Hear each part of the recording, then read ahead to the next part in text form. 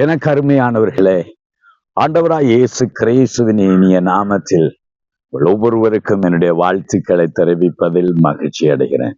நீங்கள் மகிழ்ச்சியா இருக்கிறீர்களா?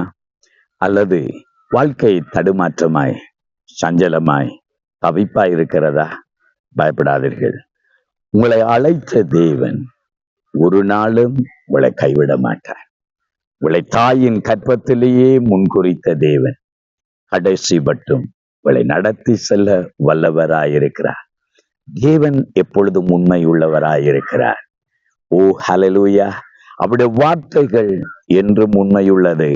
அவருடைய வாக்கு சத்தங்கள் என்றும் உண்மை உள்ளது. அவருடைய கிருபை வரங்கள் என்றும் மாறுவதே இல்லை. நம்முடைய தேவன் மாறாத தேவன், நேற்றும் இன்றும் என்றும் மாறாதவர்.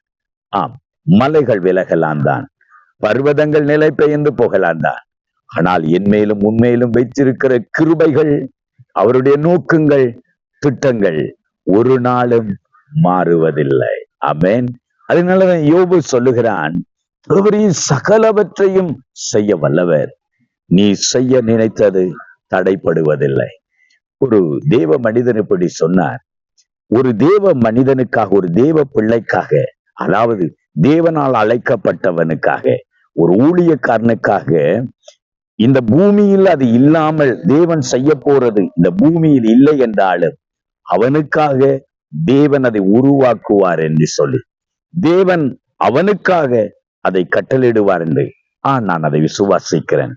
எனக்காகவும் உங்களுக்காகவும் தேவன் ஒன்றை செய்ய நினைத்தால் சூழ்நிலைகள் அதுக்கு தடையாக இருக்க முடியாது. எந்த மனிதர்களும் தடுக்க முடியாது. எந்த தீய ஆவிகளும் பிசாசும் அதை தடுக்க முடியாது. அவர் நமக்கு சொன்னதை நிச்சயம் நிறைவேற்றக்கூடியவராயிருக்கிறார். அதனாலதான் சாலமோன் இந்த வார்த்தைகளை சொல்லுகிற போது 2 நாளாகமம் புஸ்தகம் 6வது அதிகாரம் 4வது வசனத்துல அவர் சொல்லுகிறான், ஆண்டவராகிய தேவனுக்கு இஸ்ரவேலின் கர்த்தருக்கு ஸ்தோத்திரம், அவரின் தகப்பனாகிய தாவீதுக்கு தம்முடைய வாக்கினால் சொன்னதை தம்முடைய கரத்தினால் நிறைவேற்றினார் என்று. தாவீதுக்கு தேவன் சொன்னதை அவர் தாவீதின் நாட்களிலே அதை நிறைவேற்றினார். தேவன் தாவீதுக்கு சொன்னதை அவனுடைய மகனாகிய சாலமோன் பார்க்கிறார். தேவன் அவனுக்கு சொன்னதை, அவருடைய வாழ்க்கையை நிறைவேற்றினை தான் அனுபவிக்கிறார். தேவன் தன் தகப்பனுக்கு உண்மையுள்ளதாயிருந்ததை, தேவன் தன்னுடைய தகப்பனை நீதியின்படி நடத்தி வந்ததை, தம்முடைய தகப்பனுக்கு தம்முடைய கிருபையை காண்பித்ததை சாலமோன் பார்த்து சொல்கிறான், என் தகப்பனுக்கு நீர் வாக்கினால் சொன்னதை கரத்தினால் நிறைவேற்றினார் என்று.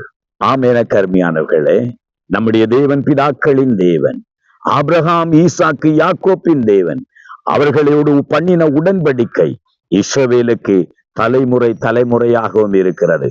ஆகவேதான் உங்களுக்கும் தேவன் சொன்னதை உங்களுக்கு அதை நிறைவேற்றுவார். தேவன் உங்களுக்கு காண்பித்ததை உங்களுடைய வாழ்க்கையில அதை நிறைவேற்றுவார்.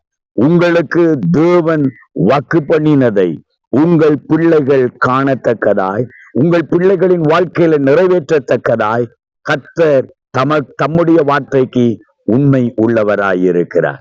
இந்த நாட்களில ஒரு வேளையில ஆண்டவர் சொன்னது நடக்கலையே, என் வாழ்க்கையில் அது தாமதிக்கிறதே, நான் தேவன் சொன்னது பொய்யாக மாறிவிட்டதோ என்று நீ கலங்கி வாயிருந்தால் இந்த வார்த்தையை விசுவாசியுங்கள். தேவன் தம்முடைய வாக்கினால் சொல்லுகிறதை தம்முடைய கரத்தினால் நிறைவேற்றுவார்.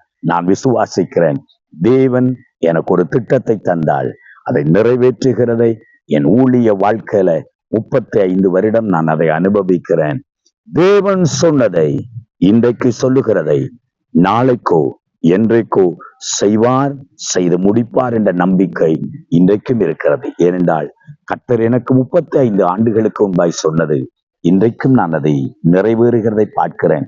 இன்றைக்கு சொல்லுகிறது, இன்னும் 35 ஆண்டுகள் கடந்து போனாலும் தேவன் நிறைவேற்றுவார். எனக்கு மட்டுமல்ல, என் பிள்ளைகளுக்கும் நிறைவேற்ற உண்மையுள்ள தேவனாயிருக்கிறார். ஆகவே உங்களுக்கும் தேவன் சொன்னதை செய்து முடிப்பார். விசுவாசியுங்கள், ஜெயத்தை காண்பீர்கள். ஜெபம் பண்ணுவோமா? எங்களை நேசிக்கிற தகப்பனே, பிதாக்களின் தேவனாய் இருக்கிறவரே, நீர் உண்மையுள்ளவராய் இருக்கிறீர். அழைத்தவர் உண்மையுள்ளவர், வாக்கு கொடுத்தவர் உண்மையுள்ளவர். ஆண்டவரே, நீர் மாறாதவர். அப்பா, உம்முடைய பிள்ளைகளுக்கு சொன்னதை நீர் உம்முடைய பிள்ளைகளின் வாழ்க்கையை நிறைவேற்றி முடிக்கிறவர். வாக்கினால் சொல்லுகிறதை கரத்தினால் நிறைவேற்றுகிற தேவன் நீர்.